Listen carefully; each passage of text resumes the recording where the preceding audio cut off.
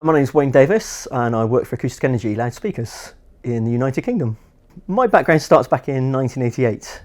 I sort of started in retail at the same time as the original AE1 came out in the late 80s. In the shop we were selling the AE1s as a retailer, so I've pretty much grown with the brand. We had a bit of a lean time with it in like the early 2000s as such, but yeah, they got back into it again, so I sort of followed the product progression all the way through. So it's not going into the company green and not knowing anything about it. There is a background there as well. We're a small company, there's only 5 or 6 of us in the company, and everybody gets pretty much a say in what's happening as well. So the guys that develop the product, they sit and develop a product, they work out what they want, they develop it, and they sit down and listen to it. So they get the prototypes together and get everything out, and they sit and listen to it. If they don't like it, they tweak it. And it's all done by ear. We don't have big computer systems and people in white coats running around the place doing stuff for us. It literally is 3 guys in their ears, and they sit down and listen to it, and they work out what they need, and they research it, and they work on it, and they work on it, and eventually we get the product that we have now. If they don't like it, it either gets scrapped or it gets reworked. We don't let out any inferior products. So if you think, yeah, it's okay, it'll be okay, it doesn't happen. You know, the product that we send out is the product that we like and we listen to, and it's got to be musical, and we've got to enjoy it, because that's what we're there for. We have 3 complete ranges. So we have a 100 series, a 300, a 500, and we also have a standalone model called the AE1 Active. So that's a basic active model, obviously has the amps built into it.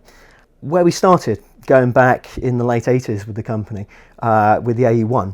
So that was a small compact enclosure, a solid box, had a 5-inch aluminium drive unit in it. And the guys have worked through that and now come up with an active model as well. So it's called the AE1 Active to follow on from where the AE1 was to start with. And we've also got 3 other ranges, the 100 series, which is our basic entry-level range. That's a stand mount, 2 floor standers, sub and centre channel, so you can have the whole home cinema system from that if you want to. That's relatively new, it's been out since the beginning of this year, so 12 months at the most. There's a 300 series, so that's middle ground. So again, we've got a centre, a sub, a stand mount and 2 floor standers in that, so you can have a home cinema system from it. Then we've got the 500 series, which is our top of the range at the moment.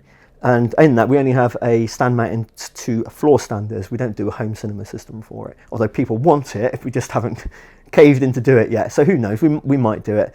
But each of the ranges varies from what we have. So the 100 series uses a paper cone, for instance, which the guys have developed themselves. Then we go to the 300 series, which is an anodized aluminium cone.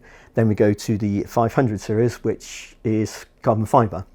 And throughout the whole range, the tweeter matches the drivers. So we've actually got a carbon fibre tweeter in the 500 series, which not a lot of people use, and our guys actually developed that. I would say we specialise more in 2-channel. The company was built on 2 channels. It's what we enjoy doing more. The home cinema stuff is good. It all works together. It's all designed together to fit with the ranges. But the 2-channel stuff is what we enjoy more of. We're all music lovers, which is why we're here. We all love listening to music. The company foundation's been built on 2-channel, and I think that's probably the way we will continue to go. I don't see us doing anything extra. They have in the past dabbled in like in-wall speakers, ceiling speakers, a bit of professional stuff, but cut it back. Let's just concentrate on what we know we're actually good at, and just carry on with the 2-channel stuff and the home cinema. That's our main ranges. But the goal is just to make a nice sounding domestic speaker. There's some very clever design bits inside it. The cabinet is a HDF, so it's a high density fibre board. It's thinner, but it's a lot more solid than you would do with MDF. So from not having to increase the size of the box very much, we've got a lot of extra, I think it's about 10% extra volume inside for the 100 itself. So the frequency range, the base out of that is a lot more than you'd normally get out of a size that box. And from what I understand, not many people are doing HDF in the lower range models, and we have, so that will probably continue as we go through and redevelop ranges in the future as well. But everything we do has been researched. The guys there actually look at it, what they want to do, work out the plan, and they'll make everything themselves. So we'll test and test drive units and then get them redeveloped, and until they reach what we want it to be, then nothing will happen with it. And that's what's happened with the 100 series. They've taken a long time to develop it. Normally our ranges are out for 4 or 5 years. We don't change things every year because there's a lot of development in there, there's a lot of expense in there, not a lot of people can afford to do it. So there's no point in changing it every year. Once you know you've got a good range, you can stick with it, and people still continue to buy it because they know it's good. And you'll only change it when we better it. It'll only be changed when we know it's going to be better. So we'd concentrate on what we know we're good at, and we'll get that right, which I think we have done. If you go back for the last 4 or 5 years since we had a management buyout in the company, the product range changed and the reviews have been absolutely amazing. Everybody's loved it.